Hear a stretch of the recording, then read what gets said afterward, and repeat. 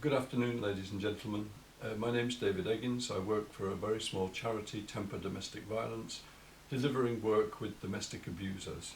It's work which we've been undertaking for the last 25 odd years, going on for 26 years, and in that time we've worked intensively with more than 120 men, with more than 120 women and over 1,100 men. There are lots of problems currently with domestic abuser programs, and those fall into two categories really: ours, which is not accredited, and the accredited programs. The accredited programs have really been set up in a feminist mantra, and the work here of one Murray Strauss, whose viewpoint is 30 years of denying the evidence of gender symmetry in partner violence, implications for prevention and treatment. So this very well-renowned researcher has highlighted really one of the problems which has been going on for this particular type of work for a long period of time, and it's now well embedded and it's very difficult in a sense to dislodge.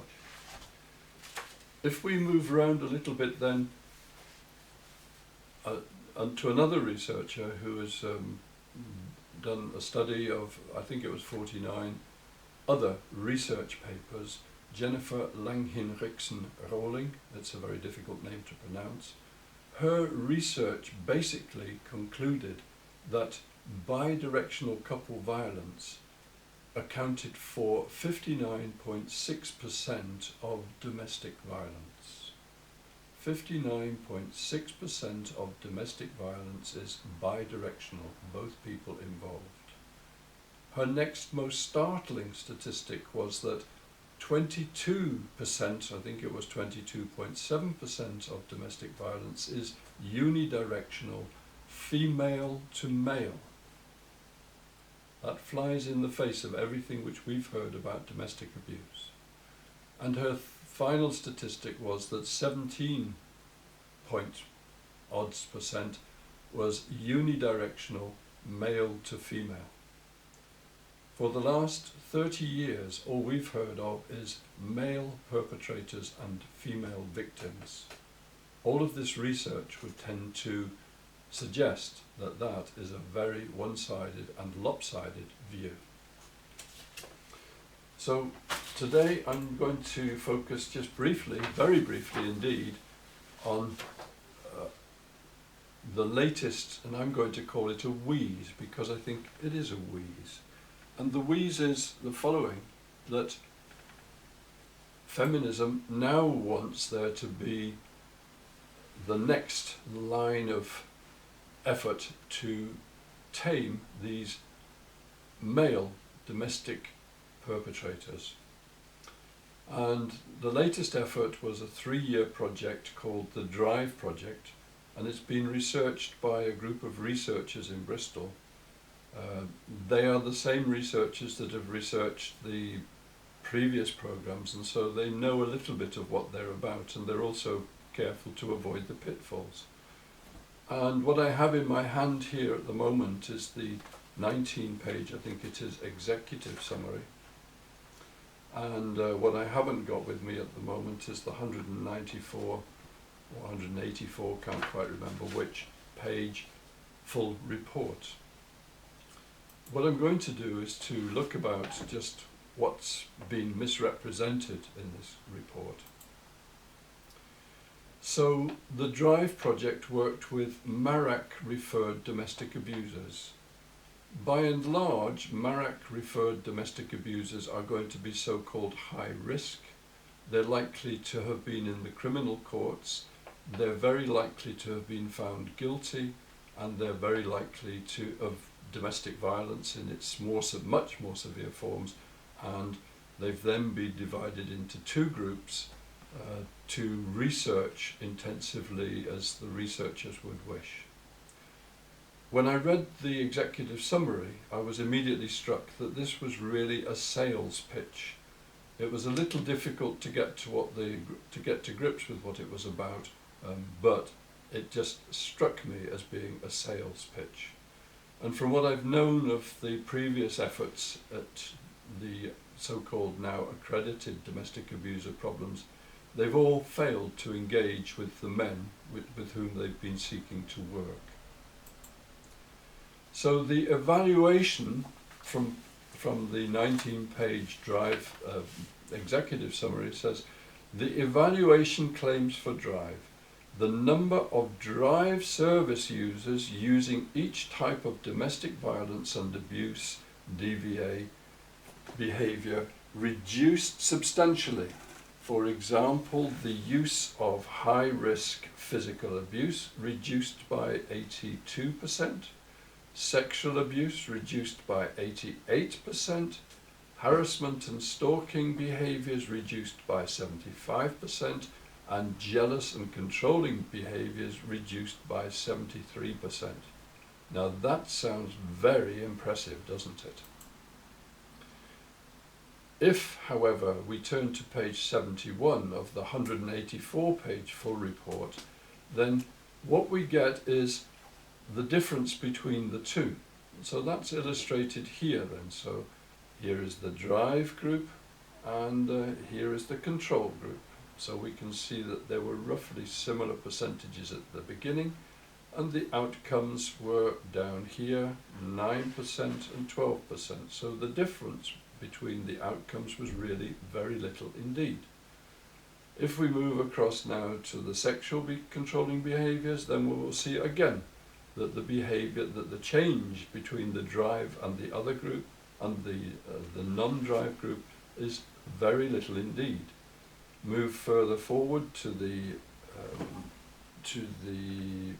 stalking and controlling behaviours, again, virtually no difference between the two. So what we can say really is that the executive summary highlighted differences which just did not exist in the full report on page 71 for anybody that took the trouble to read that. And here then is the kind of summary of that. The control group was 2% better off in the one case, no difference in the second case, 2% better off in the third, and 1% worse in the fourth. Okay, so does that still sound very impressive? I think it very probably doesn't. The question which arises then, if one looks at the difference between the Drive group and the control group as regards the reduction in victimization, are these differences statistically significant? Very clearly they are not.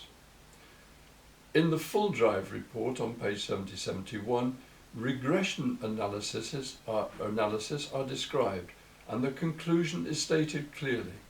Results indicated that the difference in changes of the 4 DVA behaviours from intake to exit were not statistically different between the Drive and the control victim survivor groups, as indicated by the p-values. See the regression results in Appendix 4, Section 1. So, what can we say really were the objectives of the Drive project? Well, I would suggest that they were to provide information for the next call to action, the object of which was to extract money from the government and police commissioners for the next line of efforts which will block proper progress with working with domestic abusers from beginning to end. The real interest is to block and to delay services, to provide a firewall against services which do have the potential to help change the behaviours of people with abusive behaviours. And that, according to Jennifer Langhin-Rixen-Rolling's research, means both genders. 59.6% of domestic violence is bidirectional. 22.7% of domestic violence is unidirectional, female to male.